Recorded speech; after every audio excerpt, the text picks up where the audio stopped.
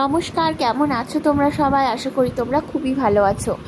আজকে চলে এলাম একটা নতুন ব্লগ নিয়ে। আজকে এখন হচ্ছে সন্ধে 8টা মতো বাজে, মানে রাত্রি 8টা মতো বাজে। ত্রিশ ড্রয়িং করতে বসেছে আর ওর যোগা ক্লাস হয়ে গেছে, যোগা থেকে চলে এসেছি।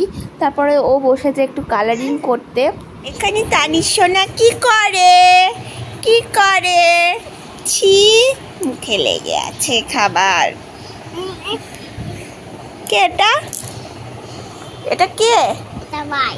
হ্যাঁ, এবার তো কার ভাই এটা? কার ভাই? কার ভাই? কার ভাই বলো, এটা কার ভাই? কার ভাই? ভাইটাকে রেখে আসবো। ভালো তাহলে তুমি তিন ওদিকে যাও, ওদিকে যাও। হ্যাঁ, ও কি করছিস? এবি দিদি না, ফোনে দেয় না। ছি,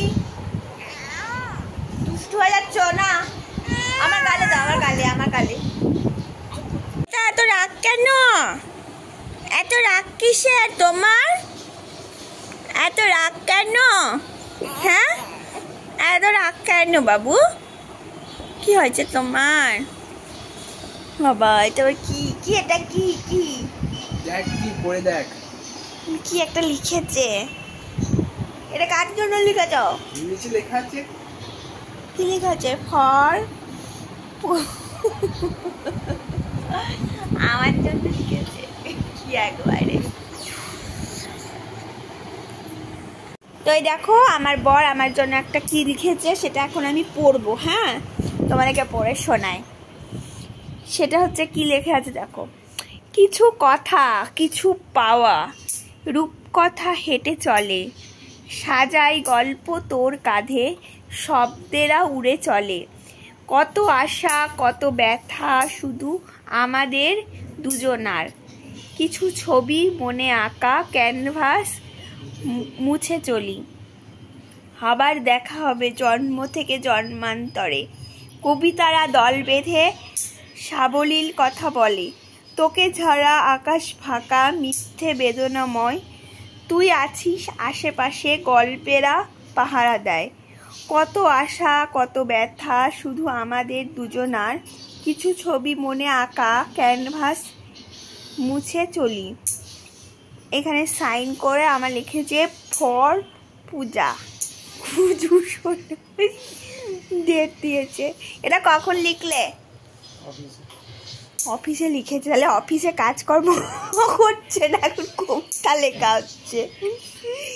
ভালোই তো হয়েছে, চলো খেয়ে। তো তোমরা কবিতাটা শুনলে কেমন লাগলো তোমরা কিন্তু অবশ্যই জানিও।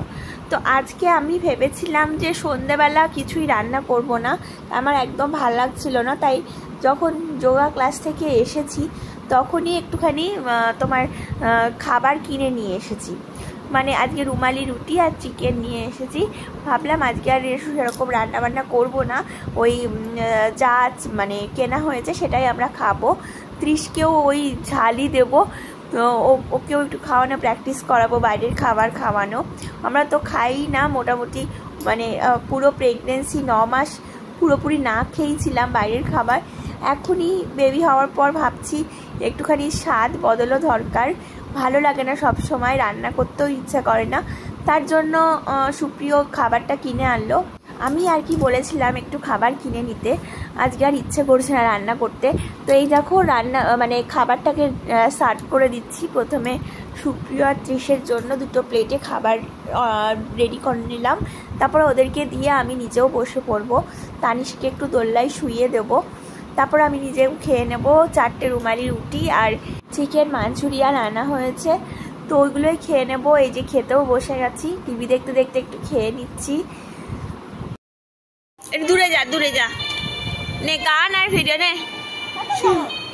কোনটা?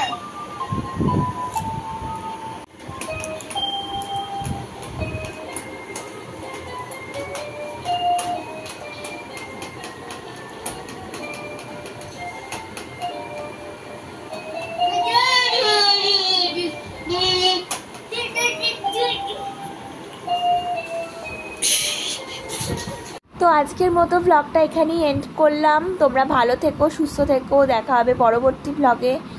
আর এখন ত্রিশ একটু খেলা করছে, ওর সঙ্গে একটু সময় দিচ্ছি, আমি ওকেও ওরও ভালো লাগে আমি যদি ওর সঙ্গে সময় কাটাই, আর ওরও খুব মানে আমারও খুব ভালো লাগে, ওরও খুব ভালো লাগে। তো যা হোক, আজকের মতো ব্লগটা এখানেই এন্ড করলাম। দেখা হবে পরবর্তী ব্লগে, ততক্ষণের জন্য টাটা।